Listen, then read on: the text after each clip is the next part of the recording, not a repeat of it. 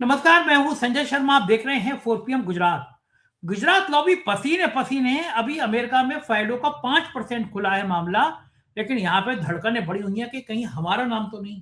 हालांकि अभी तक नाम नहीं आया, लेकिन ये गोदी मीडिया को कह दिया गया है चैनलों पर उन फाइलों का नाम नहीं आना चाहिए। जो यूट्यूबर खासतौर से 4PM जिक्र कर रहे हैं उनको ट्रोल करो, उन पे हमला करो, उन्हें गालियां दो, जिससे हम करना बंद कर दें। लेकिन 4PM ऐसे ही तो ही ना आपके दिलों पे राज करता है। चर्चा कर रहे हैं और डंके की चोट पर कर रहे हैं। आज दैनिक भास्कर के राजनीतिक संपादक केपी मलिक जी से इसी मुद्दों पर विस्तार से बातचीत की और फाइलों का जिन कैसे कैसे सामने आएगा ये उनसे जानना चाहा। और रोचक बातचीत है। 4PM गुजरात को सब्सक्राइब करिए, ज्वाइन करिए। चलते हैं केपी मलिक के पास। 4PM न्यूज नेटवर्क में बहुत बहुत स्वागत है केपी मलिक साहब आपका। धन्यवाद की संजय। फाइलों में भारत के नेताओं का नाम अभी तक नहीं आया है सामने। बहुत पहले चर्चा हो रही थी कि भारत पे इन मंत्रियों का नाम आ सकते हैं, नेताओं के सामने आ सकते हैं, लेकिन मैं ये देख रहा हूं कि कुछ वीडियो हम लोगों ने बनाए कि ये नाम आ सकते हैं, और उसके बाद गोदी मीडिया के पत्रकारों को इतनी मिर्ची लगी कि मुझे मजा आ गया। एक पत्रकार महोदय हैं, एक दिन वो शराब पीकर चैनल पे आ गए थे। दीपक चौरसिया जी नाम है उनका। और नशे में अबड़ शबड़ बोल गए थे। चैनल की बात थी, वो लाइव आ गए थे।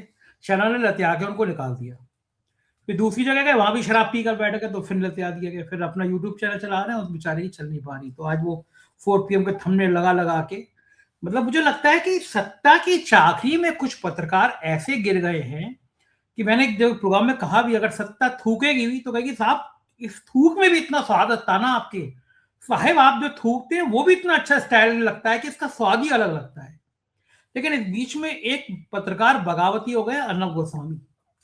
वो सवाल उठाने लगे सरकार पर, और सुबह से ट्विटर पे, एक्स पर ये चल रहा है कि अर्नब गोस्वामी को क्या हो गया। सुधीर चौधरी की पत्रकारिता पर सवाल उठ रहे हैं कि साहब सुधीर चौधरी को अर्नब गोस्वामी कैसे क्रिटिसाइज कर रहे हैं कि मेरी कमीज उसकी कमीज से सफेद कैसे।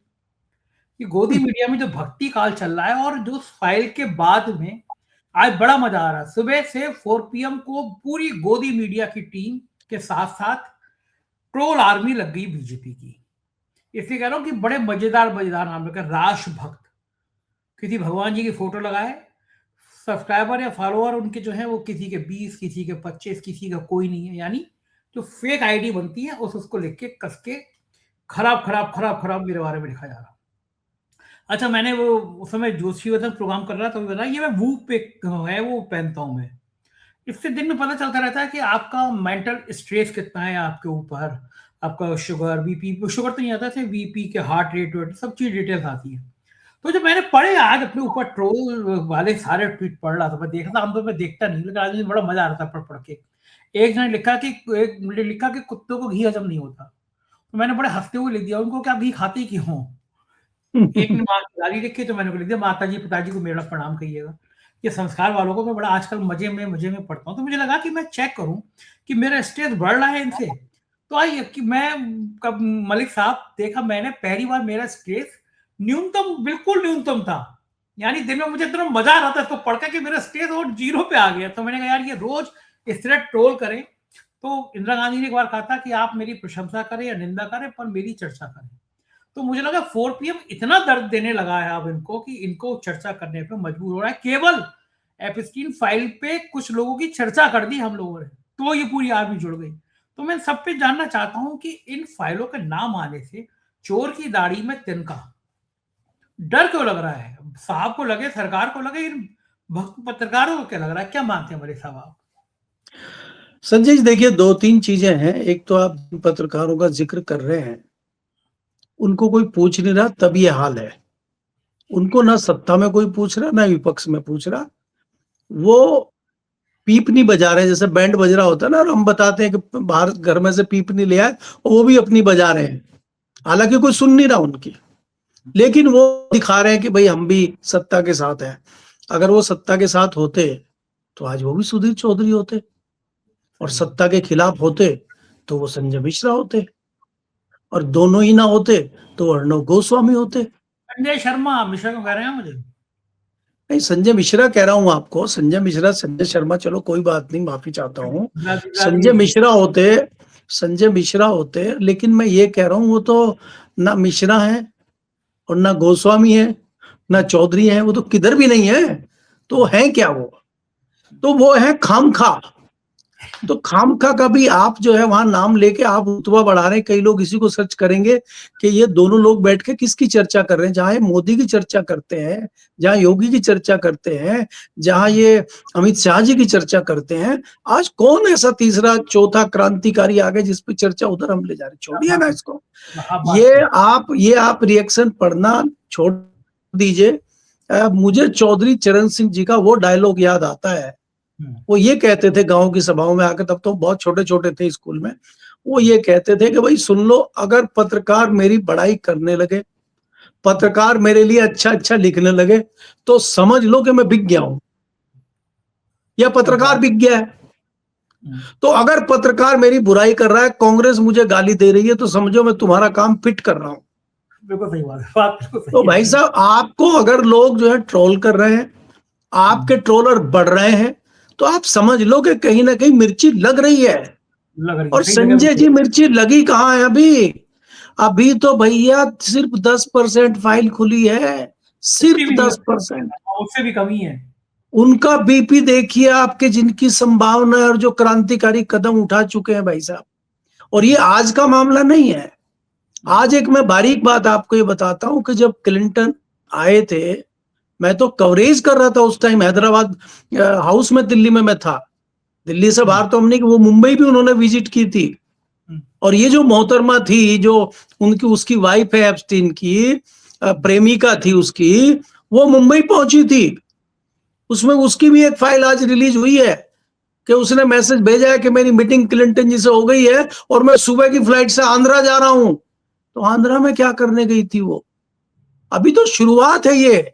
अभी तो फिर ये पड़ताल होगी कि वो आंध्रा किसके पास गई थी, आंध्रा कहाँ रुकी थी, इंडियन ने किस किस ने उसको बुलाया था। अभी तो हमारे क्रांतिकारी आज इस दुनिया में नहीं है, हमारे प्रिय और बहुत मजेदार नेता भारत के अमर सिंह जी का भी तो नाम आएगा।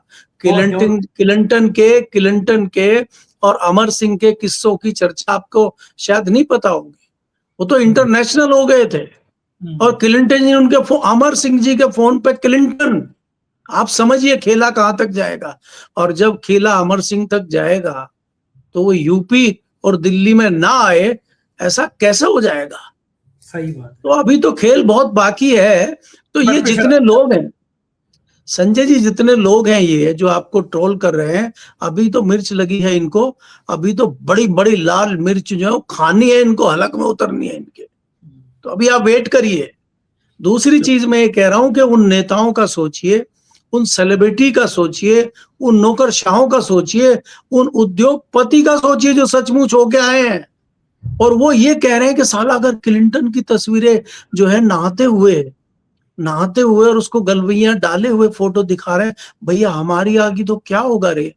ये पूछ रहे हैं वो उसका इंतजाम कर रहे हैं। और वो ये कह रहे हैं कि हम धन्य हैं कि हमें मौका मिल रहा है कि जब तक फाइल नहीं खुल रही हम समेट लें कुछ अपना मामला, कहीं भागना पड़े तो भाग जाए, छुपना पड़े तो छुप जाए। तो अभी तो बहुत खेला है बाकी। देखिए, अब कौन नपेगा कौन नहीं नपेगा, किसका क्या होगा, वो हमारे आपके हाथ में तो है नहीं।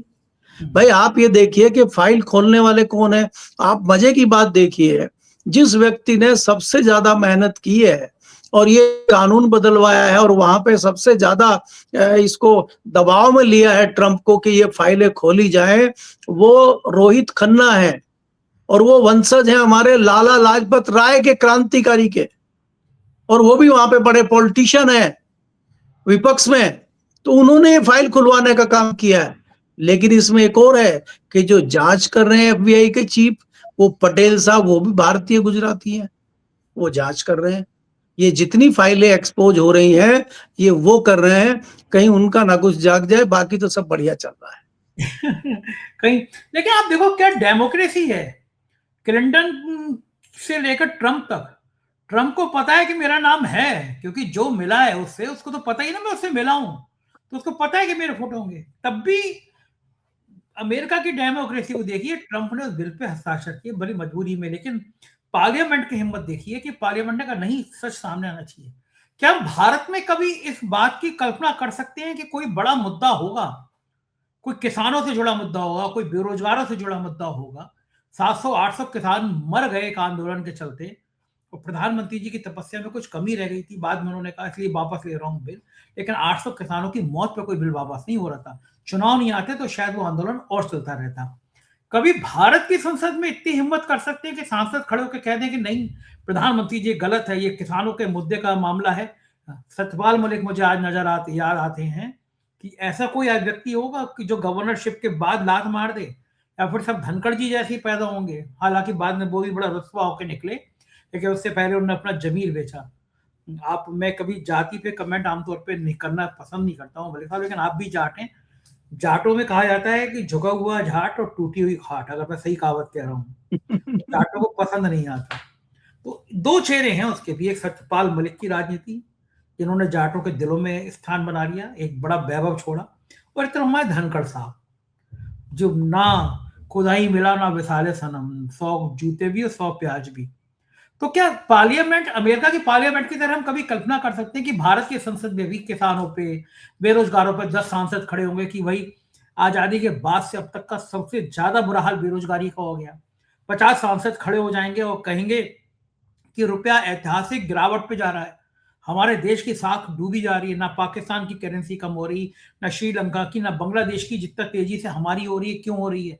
या 40-50 सांसद खड़े होंगे कि भारत के अरबपति देश छोड़ छोड़ के क्यों भाग रहे हैं। ऐसे मुद्दों पे कभी चर्चा होगी? कोई कल्पना कर सकता है कि भारत में? संजीव देखिए, मुझे लगता है कि मुझे संभावना बहुत कम नजर आती है कि हमारी संसद में ऐसा होगा। हाँ, सड़कों पे हो सकता है, पहले भी हुआ है, इंदिरा गांधी के समय में भी हुआ है, उससे पहले महात्मा गांधी के समय में भी हुआ है, देश की आजादी में हुआ है, उससे पहले 1857 में भी हुआ है, अभी भी हो सकता है अगर कोई ऐसी चीज होगी, लेकिन वो संसद में होगा, इस पे मुझे थोड़ा सा संशय है। लेकिन सड़क पे हो सकता है, हुआ आपके सामने। मोदी जी एक छत्र राज कर रहे थे, उनको झुकाने का काम देश के किसानों ने किया और वो हटे नहीं, मोदी जी को झुकना पड़ा पहली बार। दूसरी बार अभी हालात था, वही किसान राजस्थान के थे, पिछले 16 महीनों से आंदोलन चल रहा है और सरकार ने कुचलने की कोशिश की है। आज राजस्थान की सरकार ने हार मानते हुए किसानों की मांग मान ली है कि वहां प्लांट नहीं लगेगा एथेनॉल का। तो बनाने वाला चाहिए ना। देश की संसद तक जो लोग पहुंचते हैं, वो मुझे लगता है कि उनके कुर्ते के ऊपर और उनके चेहरे पे कई सारे दाग लग जाते हैं वहां तक ऊपर पहुंचते पहुंचते। तो वो उन दाग को धोने के चक्कर में, वो उन दाग को छिपाने के चक्कर में अपना कर्तव्य भूल जाते हैं, या अगर वो कोशिश भी करते हैं अपने कर्तव्य को निभाने की, तो कहीं ना कहीं वो दाग उनके आड़े आ जाते हैं और फिर वो पीछे हट जाते हैं। देखिए संजय जी, ये जो आज की डेट में सांसद हैं, चाहे पक्ष में हो चाहे विपक्ष में हो, भारतीय जनता पार्टी में भी क्रांतिकारियों की कमी नहीं है, लेकिन कोई बोल पा रहा है क्या? भीष्म पितामह की स्थिति में कई लोग भारतीय जनता पार्टी में बैठे हुए हैं और विपक्ष में भी अलग अलग तरह के लोग हैं, लेकिन कहीं ना कहीं उनको पता है कि आज जिन लोगों के हाथ में सत्ता है, पावर है, उनके हाथ में आपको दाग छुपाने के और दाग दिखाने का हथियार भी है। आप देखिए, जब वो विपक्ष में रहता है, उसकी पार्टी का क्या नाम रख दिया था, अजीत पवार की पार्टी का क्या नाम रख दिया था, एनसीपी का, और बाद में वो वापस आते ही जो है वॉशिंग मशीन में धुल के क्या हो गए। तो ये भी तो चीज इनके पास है, तो इसलिए मुझे थोड़ा संशय है कि ये बात संसद में आ पाएगी। लेकिन सड़कों पे हमारे यहाँ इतिहास हमेशा रचे गए हैं, ये कभी भी स्थिति हो सकती है। जी बिल्कुल ठीक कह रहे हैं मलिक साहब। अभी मैं परसों बहुत बढ़िया पत्रकार हैं, सीनियर जर्नलिस्ट हैं अमरीश जी और विजय शंकर चतुर्वेदी जी, इन लोगों ने, और वहाँ पे कलानंद जी हैं, एक बहुत बढ़िया ऑर्गेनाइजेशन है वहाँ पे, उन लोगों ने गोवा के मुक्ति दिवस पे कार्यक्रम किया था कि गोवा की आज़ादी में लोहिया जी का योगदान।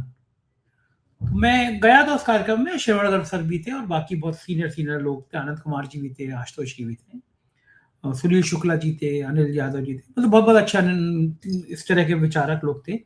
तो बात वहां पे हुई कि 1946 में लोहिया गए वहां पे गोवा में, सवाल उठाया कि वही पुर्तगालियों का शासन है।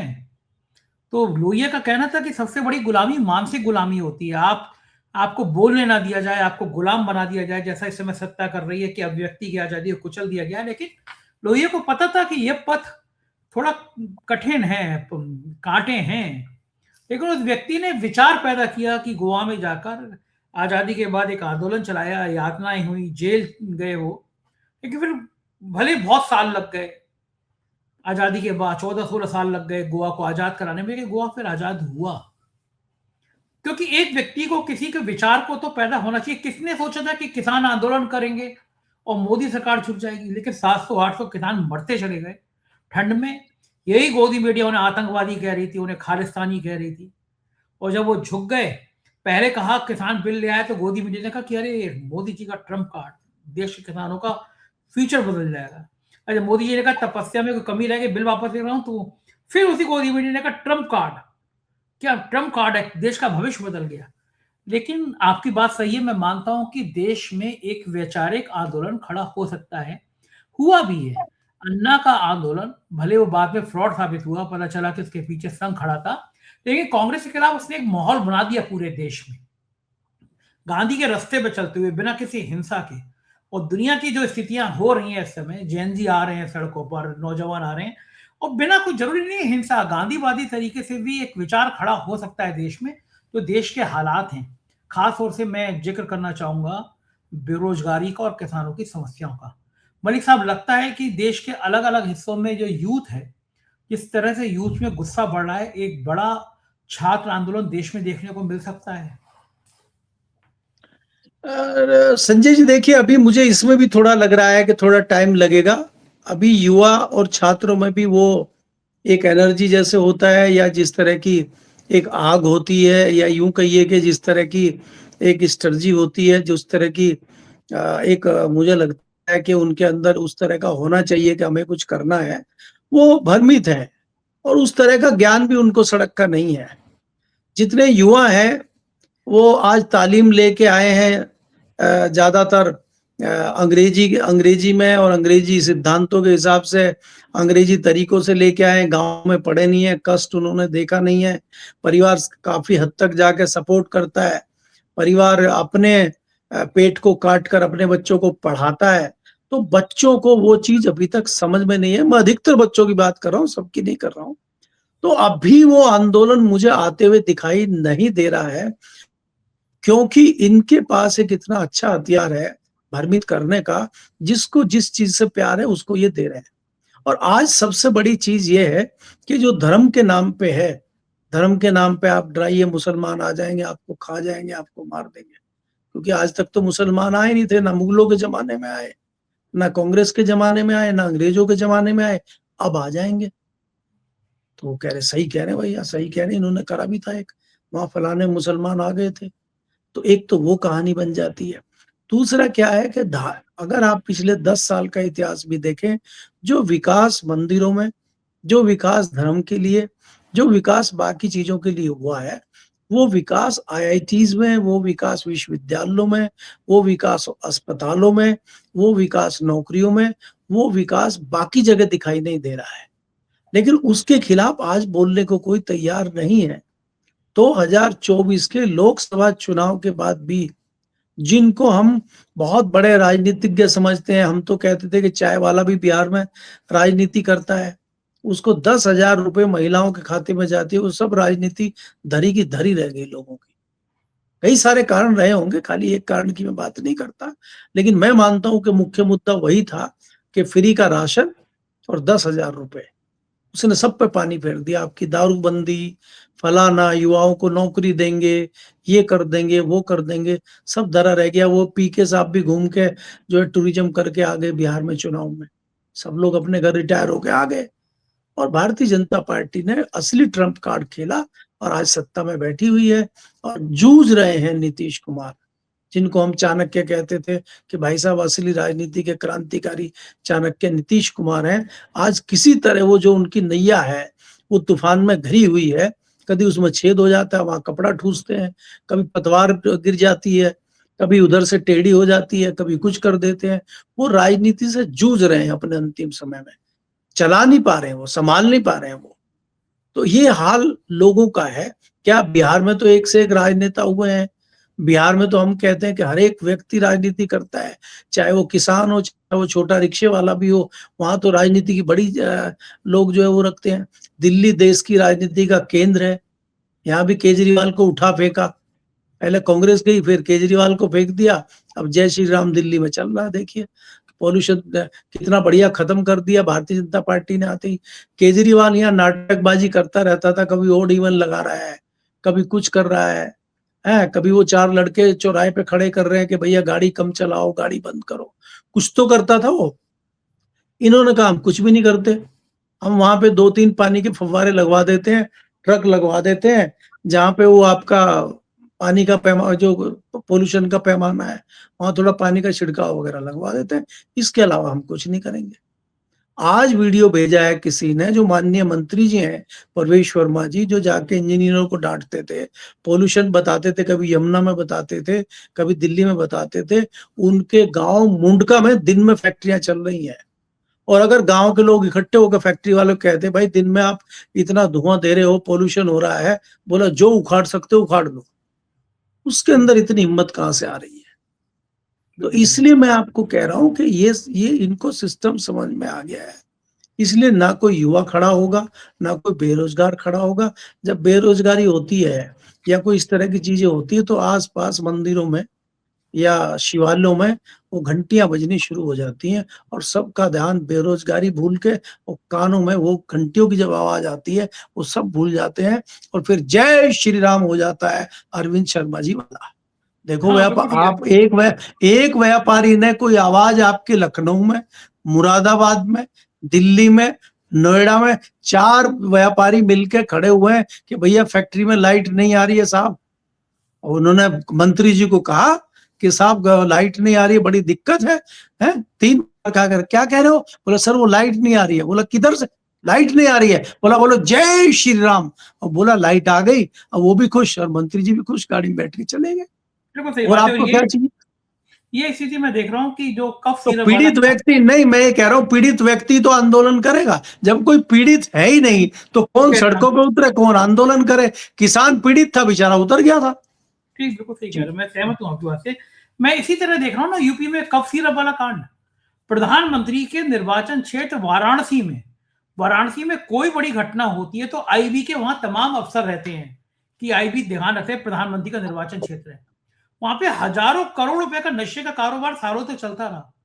यूपी का एक बर्खास्त सिपाही वो बाहुबली माफिया धनंजय सिंह की कोठी के सामने करोड़ों रुपए की कोठी बना रहा है।